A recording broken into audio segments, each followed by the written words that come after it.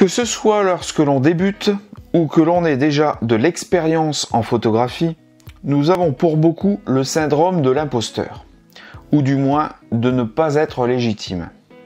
Au début, car nous croyons ne pas avoir assez d'expérience dans notre domaine. Après, car nous trouvons toujours quelque chose à redire à nos images. Nous y voyons toujours des défauts. D'autant plus que nous allons voir des clichés magnifiques de photographes de renom. Décidément, nous ne réussirons pas à comprendre comment faire pour nous dépasser et être fiers de nous. Tu sais, sur ton appareil photo, tu as des modes pour faire tes images. Le mode priorité à l'ouverture, le mode priorité à la vitesse, le mode manuel. Pour t'épanouir en tant que photographe et personne, mets-toi en mode créatif, en mode rêve, en mode action positive, en mode je ne lâche rien. La clé pour toi devenir plus libre de tes photos est en toi. La première des choses est de ne pas te comparer aux autres. Quand je l'explique aux gens, ils trouvent ça normal. Mais bien souvent, ils le font quand même. Si tu te compares, c'est que les images que tu vois te touchent, que tu te dis qu'elles sont juste incroyables. Mais t'es-tu posé la question suivante? Depuis combien de temps l'auteur s'exerce dans son domaine?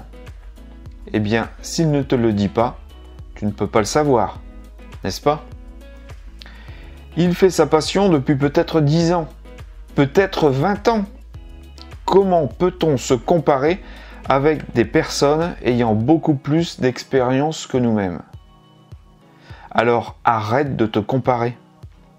Tu vas voir que ton esprit sera libéré.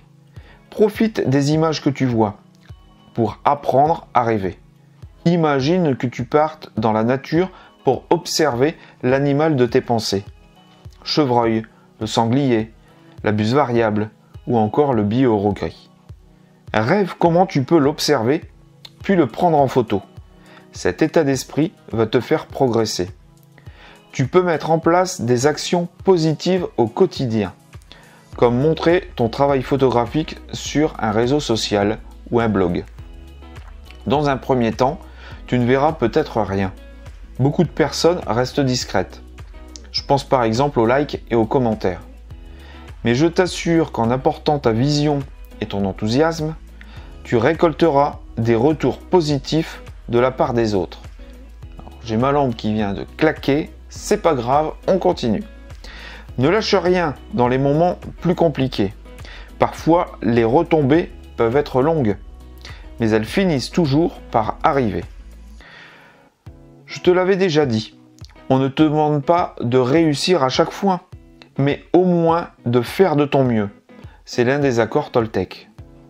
Sois fier de tes images, même celles qui sont ratées, car c'est elles qui vont te faire progresser pour les suivantes. Regarde, pour moi réussir cette image de coucou en vol. Ou encore celle-ci.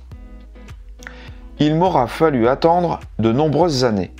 Soit je ne les voyais pas, soit c'était trop tard avant que je ne dégaine mon appareil.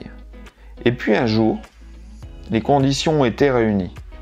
Beaucoup de chants, plusieurs oiseaux en vol, plus d'expérience. Cette chance, je l'ai provoquée. Je n'ai rien lâché, j'y ai cru tout le temps. 3 images en une seule sortie. Je peux te dire que j'étais heureux comme un enfant qui reçoit un cadeau. Alors par semelle, je t'encourage à travailler encore et encore, de te former dans ton domaine de compétences, mais aussi dans d'autres.